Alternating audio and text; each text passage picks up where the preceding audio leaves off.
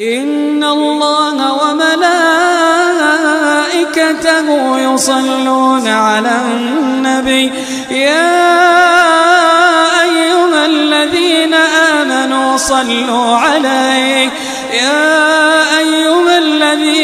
آمنوا صلوا عليه وسلموا تسليما.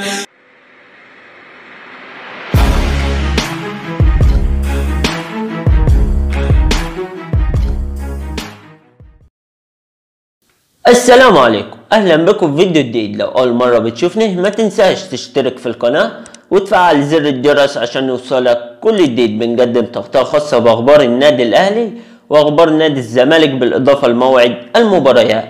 فلو اول مره بتشوفنا او بتتفرج علينا ما تنساش تشترك في القناه وتفعل زر الجرس عشان يوصلك كل جديد. في الحلقة ديت هنقدم لكم تشكيل النادي الأهلي أمام بتروجيت غدا في الدوري. التشكيل المتوقع للنادي الأهلي غدا أمام بتروجيت في الدوري. قبل ما نتوقع تشكيل النادي الأهلي هنعرفكم القائمة اللي ضمها مارتن لاسارتي المدير الفني للنادي الأهلي لمواجهة بتروجيت غدا. في حراسة المرمى محمد الشناوي، علي لطفي، أحمد طارق الحارس الشاب. في خط الدفاع عودة أحمد فتحي من جديد للنادي الأهلي أمام بتروجيت. أحمد فتحي ومحمد هاني، ياسر إبراهيم وعلي معلول ورامي ربيعة وأيمن أشرف. في خط الوسط هشام محمد، حمدي فتحي، كريم ندفيد، رمضان صبحي وحسين الشحات وناصر ماهي. في خط الهجوم عودة وليد أزارو. اللاعبين المنضمين في خط الهجوم مروان محسن وصلاح محسن ووليد أزارو واللاعب جيرالدو. أما عن التشكيل المتوقع غدا في لقاء بتروجيت في بطولة الدوري، في حراسة المرمى اللاعب محمد الشناوي. خط الدفاع من اليمين للشمال توقع الدفع بمحمد هاني وعدم الدفع باللاعب أحمد فتحي، خاصة أنه لسه راجع من إصابة ومتجهز بنسبة 100% للمشاركة في اللقاء.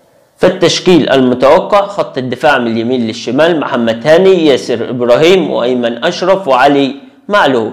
في خط الوسط هشام محمد وكريم ندفيد أو حمدي فتحي. أما في خط الهجوم ناصر ماهر وحسين الشحات وعودة رمضان صبحي من جديد بعد الإيقاف، ومهاجم وحيد أتوقع الدفع بمروان محسن. كان التشكيل المتوقع للقاء بتروجيت غدا في الدوري. نعرفكم الست لاعبين المهددين بالغياب عن لقاء القمة 30 مارس الجاري.